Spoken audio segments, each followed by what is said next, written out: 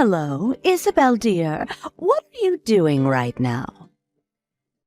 I'm at work right now, Mrs. Gunther. Is anything the matter? What? You have work today too? Why's that? Oh, what do you mean, why? I work most weekdays, and it's not something I have control over. I've told you this numerous times before. Oh, is that so? Didn't you tell me you work 4 days a week? That's right, I've told you that I work most weekdays, Mrs. Gunther. More specifically, I work on Mondays, Tuesdays, Thursdays, and Fridays. Did something happen? Oh my, this is a pickle. I suppose that means you're not home at the moment? No, I'm not at home right now. What's the matter? I'm having a crisis, you see. What? Could you please tell me what exactly happened? I understand you're having a crisis, but I need some details. Without them, I can't make a sound decision about what to do, you see. What happened? I'm waiting in front of your house right now as we speak, and the door won't open. Don't tell me you locked the door. What? But of course it's locked. No one's inside the house right now. Who wouldn't lock the door to their empty house? Always. Is that so? Oh, this is bad. What's bad, Mrs. Gunther? Come now, can't you see I can't get inside the house? Mrs. Gunther, for the last time, why did you come over so suddenly? I can't leave the door open for you unless you contacted me beforehand. Plus, I'm still at work right now, and the children won't be coming home for a while. I'm afraid there's nothing I can do. When are you coming home? I'm getting off work at 4 o'clock today, then I'll go grocery shopping before heading back, so it'll probably be around 5 o'clock when I get home. I also have to pick up the children from kindergarten. Oh, gosh, seriously, what am I supposed to do then? What do you mean, Mrs. Gunther? We simply can't let you inside today. How about going back home for now? No one will be coming home for a while. Why would you say something like that? Because it's the truth, isn't it? It's just too much to ask for is all. You're making everything worse. But like I suggested, why not just go home? The only other option is to kill time until 5 o'clock. I think I should have my own key to the place too. It's only a bother that I can't get inside the house. Oh, I'm sitting down at a nearby park. But honestly, why does December have to be so cold? I just know I'm going to catch a cold. Well, in that case, how about you spend some time in a cafe or something? Oh, I can't do that. Well, why not? I don't have my wallet with me. Why don't you have your wallet? I'm telling you, everything will be better if you go back home. I don't want to. Mrs. Gunther, be honest with me here. Did you run away from home again?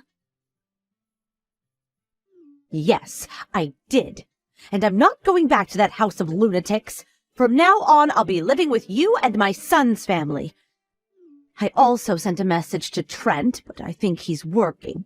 He's not responding. So I sent you a message just in case. So could you call it a day here and come get me? Excuse me? I can't do that. It's a part-time job. I get paid by the hour, so I don't want to leave early. And what exactly do you mean when you say you're going to live with us? I don't want to live with that bastard anymore. It was a big mistake to marry someone like that. I hope we'll have a great life together. I appreciate the sentiment, but our house is small. We can't possibly provide any space for you, Mrs. Gunther. It'll be all right. I'm fine with the storage room you have. That's all I'll need. I have everything with me, and it isn't much at all. And that's why I can't go very far. So it would be a huge help if you'd come get me right now. What? You even brought your things with you? Yes, I did. It's different this time, I say. You said the same thing every time you ran away from home. I'm completely serious this time. That's why I brought everything with me. That still won't help you very much. The storage room you mentioned is now the children's room for Anna and Clint. I can't make more room. We really can't give you a place to stay. I'm sorry, but please ask someone else to let you stay. You know I don't have anyone else. My other son's house is in another state altogether. And how do you propose a poor old woman without her wallet can make her way over there? I've nowhere else to go. But we really can't do much. Trent is my son, you know. I mean, of course. He's being dragged under your thumb, but he's in fact a very kind boy, you know. There's no way he's going to turn me away from his own house. Perhaps he won't, but like I said, I'm still working. I can't help you right now. Nor can we give you a place to stay. We don't even have a couch for you to sleep on. We truly cannot help you, Mrs. Gunther. My. You really are a stone-cold person, Isabel. Perish the thought. I'm only being realistic, you see. Additionally, when you've run away from home in the past, you always wound up going home before dark, haven't you? Perhaps this is no different. You merely had a quarrel with Mr. Gunther, right? It is different this time, I say. I'm not living another heartbeat with the likes of him. That piece of trash just ignores me, you see. He doesn't listen to what I tell him. I don't want to care for him anymore. You understand, right?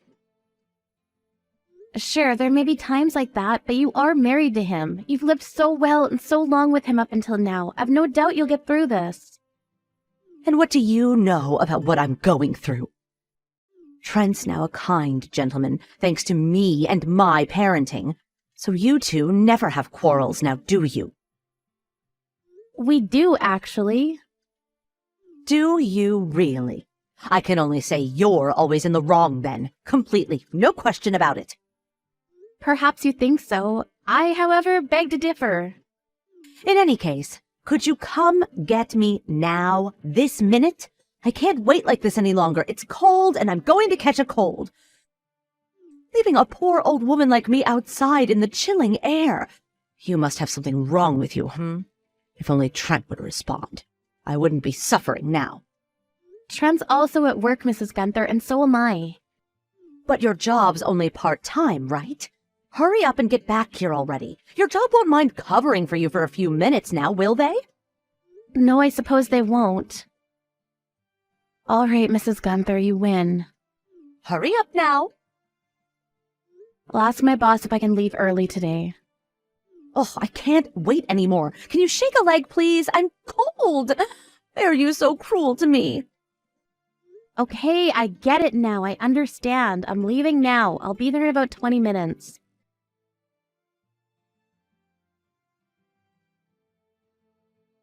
Good evening, Isabel. I'm sorry about today. No worries. Who would have thought my husband would come to get me that quickly? I was surprised. But I suppose that helped you out too, right, Isabel? It sure helped me. It was really cold outside today. I was sure I would have frozen solid if he hadn't come so quickly. Is that so? I see you called me a few times, but I was in the car and I didn't notice. Is something the matter? You've really done it this time, Mrs. Gunther. What? Do you realize how long I was searching for you in that park near my house under the cold, bleak sky? You did? But why? You pressured me with those messages of yours and you made me leave work early. I was worried sick that something had happened to you. Is that so? I didn't think you'd go through so much for my sake. You're much nicer than I ever thought, Isabel. I blame my judgment. Trent's such a kind boy, but you're not that bad yourself, dear. My honest mistake. And that was the last time. What? What do you mean?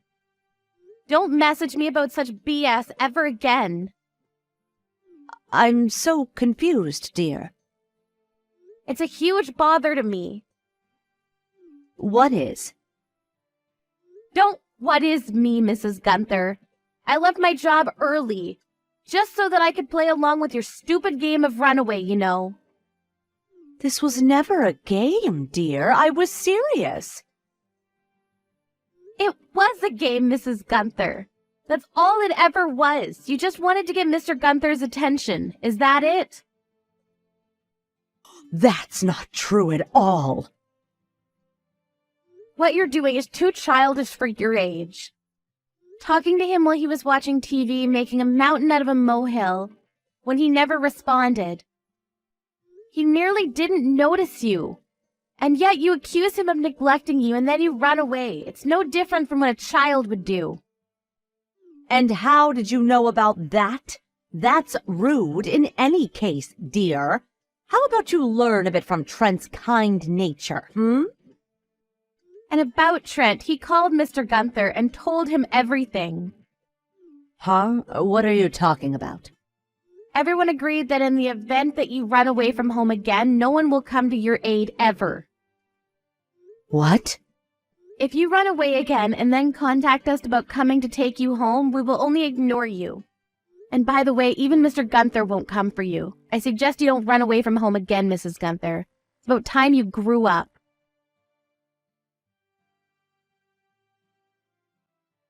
In the end, Kayleen has been strictly told by her husband and by her son to never do that again. It was time she'd learned to tolerate other people's simple mistakes and not make things so dramatic. Kayleen got upset at this and went on to run away again, but just like the warnings, no matter who she contacted, be it Isabel, Trent, or her husband, no one came to her rescue. And she wound up finding her own way home after a few hours. Hopefully she understands now and becomes a bit more like a responsible adult.